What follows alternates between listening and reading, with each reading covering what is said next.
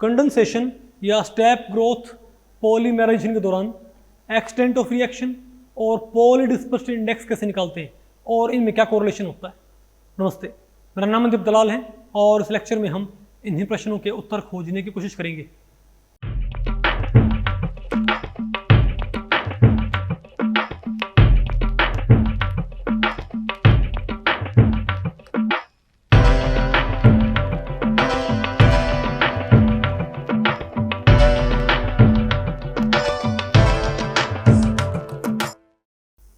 तो अब बताओ मैं क्या पढ़ना है भाई, extent of reaction and polydispersity index. तो भाई इस टॉपिक को हमने टोटल 2 सेक्शंस में डिवाइड किया हुआ है। पहले बताओ मेरे पास क्या है, extent of A polymeric reaction, और फिर क्या बताओ भाई, पॉलीडिस्पर्सिटी इंडेक्स क्या होता है। तो पहले बताओ, हम बताओ भाई क्या बात करते हैं, एक्सटेंट ऑफ पॉलीमेरिक रिएक्शन। देखो भाई अब आपने क्या पढ़ना है, एक तरह से distribution of molar masses, distribution of molar masses in step growth polymers. क्या स्टेप ग्रोथ और कंडेंसेशन पॉलीमराइजेशन। आपको पता भाई जो हमारे पास कंडेंसेशन पॉलीमर्स होते हैं उनमें हमारे पास 2 एंड्स होते हैं, एंड ए और एंड बी। पता होगा ना आपको भाई, एंड ए और एंड, अरे भाई आपके पास जो मोनोमर है, मोनोमर में क्या होता है आपके पास भाई, क्या मान लिया हमारे पास क्या कोई डाई फंक्शनल, क्या हमारे पास मोनोमर, नहीं समझे बात। तो हमारे पास क्या होगा, एंड ए और एंड बी होएगा ना, ठीक है बात।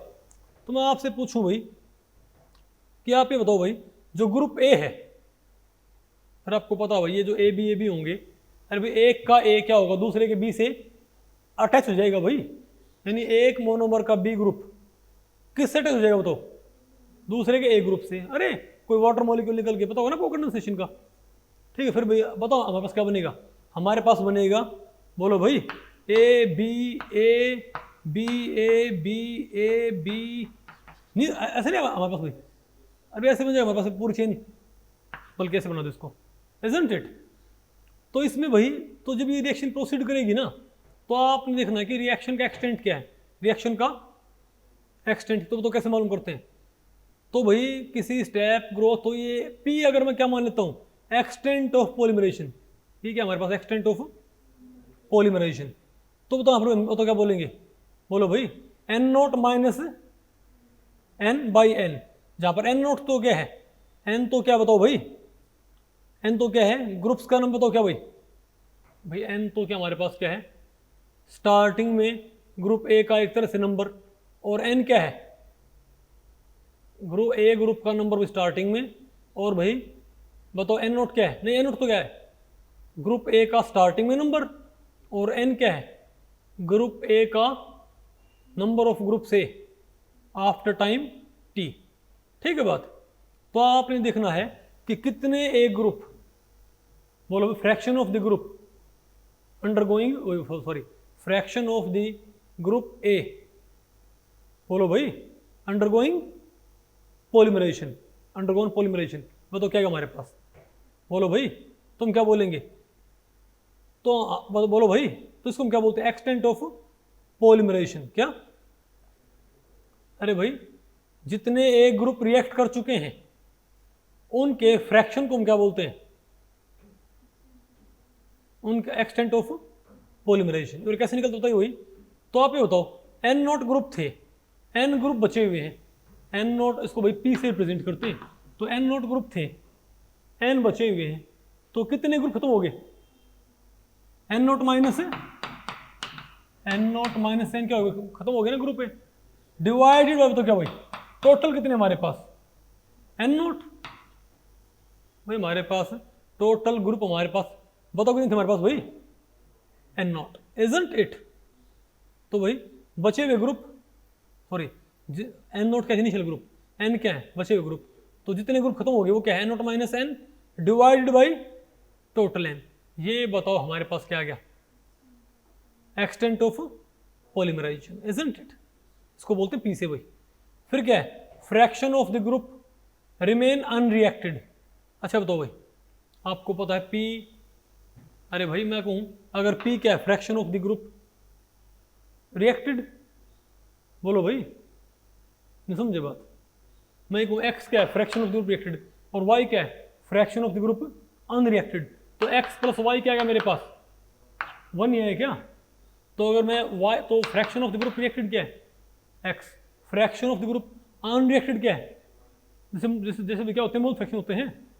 अगर एक का मोल फ्रैक्शन क्या है 0.8, दूसरा क्या होता है 0.2, तो भाई y बताओ मेरे पास क्या आएगा, 1 माइनस एक्स आएगा। तो मैं कहूँ x अगर मेरे पास क्या है p, तो y क्या आ गया 1 माइनस पी। समझे बात, ध्यान रखो भाई, fraction of the group remain unreacted. बोलो भाई, नहीं समझे बात।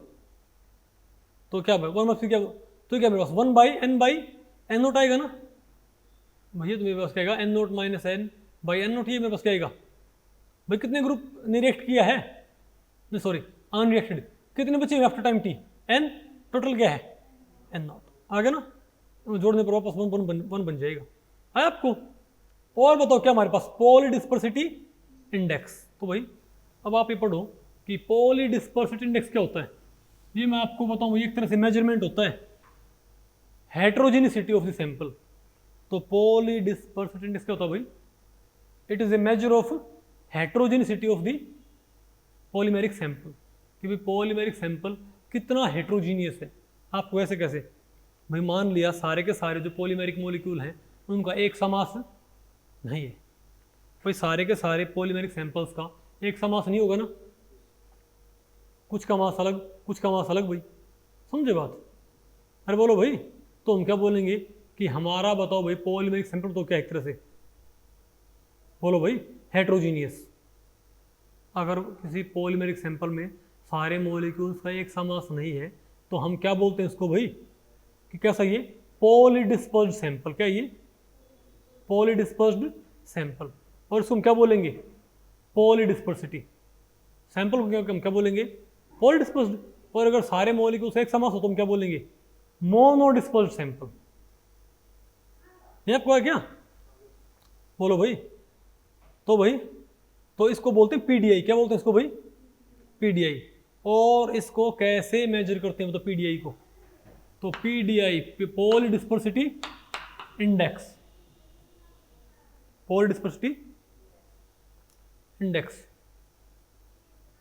बोलो भाई, तो क्या है हमारे पास ये पॉलीडिस्पर्सिटी इंडेक्स। मतलब ये क्या होता है पता है, किसका रेशो होता है, mass average sorry weight average molecular mass divided by number average sorry molecular mass. नहीं है क्या आपको।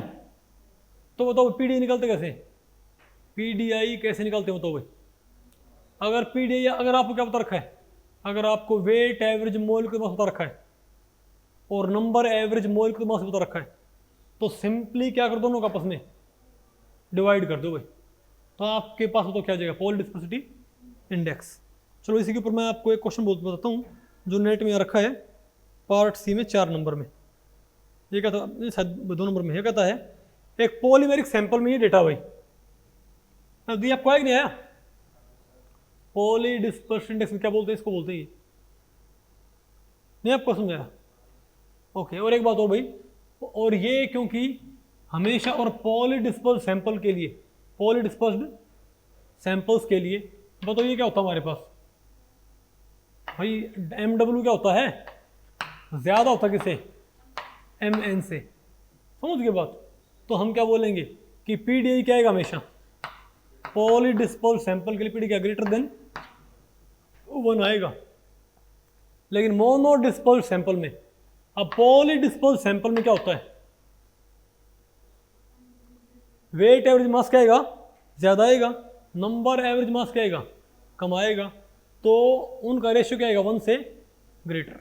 तो हम क्या बोलेंगे, अगर रेशियो 1 से ग्रेटर आए, अगर पॉलीडिस्पर्सिटी इंडेक्स क्या है 1 से ग्रेटर, तो हम समझ जाएंगे हमारे पास क्या है, ये क्या है भैया, सैंपल क्या पॉलीडिस्पर्स्ड।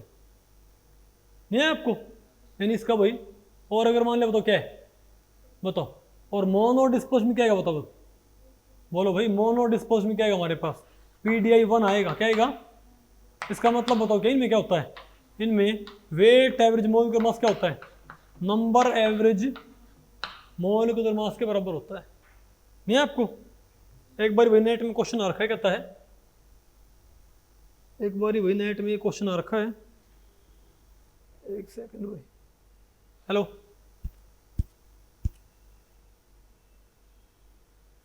एक बारी भाई नेट में ये क्वेश्चन आ रखा है कि कहता है कि कोई सैंपल, कोई हमारे पास पॉलीमेरिक सैंपल है और उसका डेटा ये है।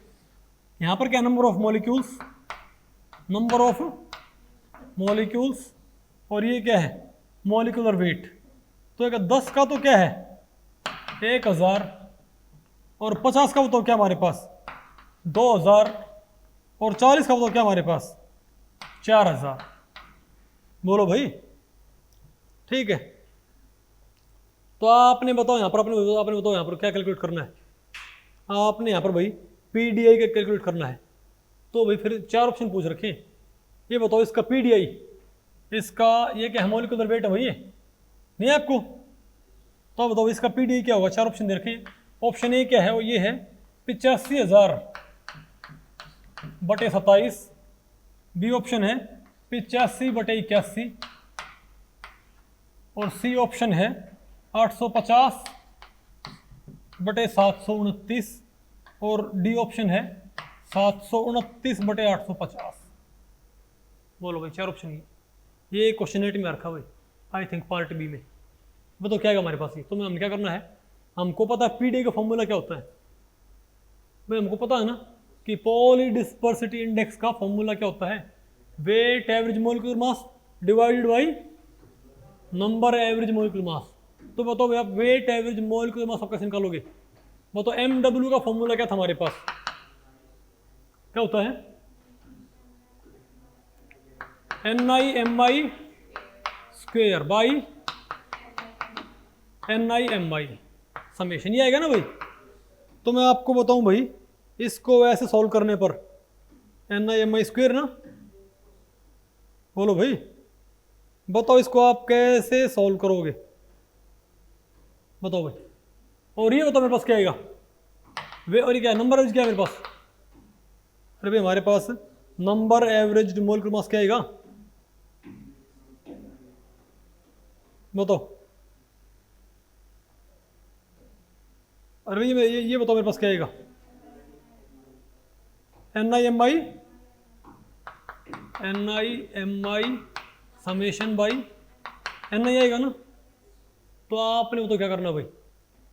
तो NI कितना है 10 इंटू 1000 का square plus 50 into 2000 square plus 40 into 4000 square, उनको जोड़ दोगे और नीचे किससे भाग कर देना बताओ भाई।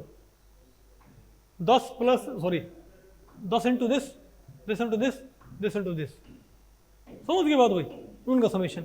तो मेरे पास क्या जाएगा वेट एवरेज मोलिक्यूलर मास, और बताओ क्या होगा हमारे पास, और एन फिर भाई क्या, इन दोनों की मल्टीप्लाई, इनकी मल्टीप्लाई, इनकी मल्टीप्लाई, इजंट इट। अरे बोलो भाई। अच्छा एक बात बताओ, हम एक काम यहाँ पर और भी कर सकते हैं। अगर आप वेट एवरेज मोलिक्यूलर मास को भाग करो किससे, बताओ, तो भी ये फ्लिप नहीं जाएगा ऊपर। अरे भाई बताओ क्या ये हमारे पास फ्लिप नहीं जाएगा, इजंट इट। पहले तो इनको, अरे भाई आप इनको ऐसे निकालोगे क्या, तो बताओ क्या हमारे पास। तो यहाँ से क्या निकालो पहले वेट एवरेज मोलिक्यूलर मास, और यहाँ से क्या यहाँ पर वैल्यू पुट करके यहाँ से आप क्या निकाल लें नंबर एवरेज मोलिक्यूलर मास। तो बताओ मेरे पास क्या आ जाएगा फिर, पता कौन सा आंसर आएगा इनको भाई वैल्यू पुट करने पर 850/729। अरे भाई हमारे पास वैल्यू क्या आएगी 850/729, इजंट इट। तो बताओ भाई, मेरे ख्याल से आपको आ गया ना ये पॉलीडिस्पर्सिटी इंडेक्स, ठीक है। अच्छा एक बात और भाई, अच्छा एक बात और, अब इन दोनों में कोरिलेशन क्या होता है, एक्सटेंट ऑफ पॉलीमराइजेशन और पॉलीडिस्पर्सिटी इंडेक्स में भाई यहाँ पर कोरिलेशन क्या होता है, जो आपका क्या होता है पीडीआई। क्या बताओ पीडीआई आपका, बताओ क्या है, हम क्या बोलेंगे MW weight average molecular mass by number average molecular mass, ये बराबर होता है 1 + P के। किसके भाई 1 प्लस, जहां मतलब P क्या हमारे पास क्या है एक्सटेंट ऑफ पॉलीमराइजेशन। यानी अगर आपको ये बता दो भाई, यानी अगर आप एक्सटेंट ऑफ पॉलीमराइजेशन निकाल के उसमें एक जोड़ देते हो, आपके पास क्या जाएगा पीडीआई, और पीडीआई आ गया तो आप इनके ऊपर यहीं से कमेंट कर सकते हो।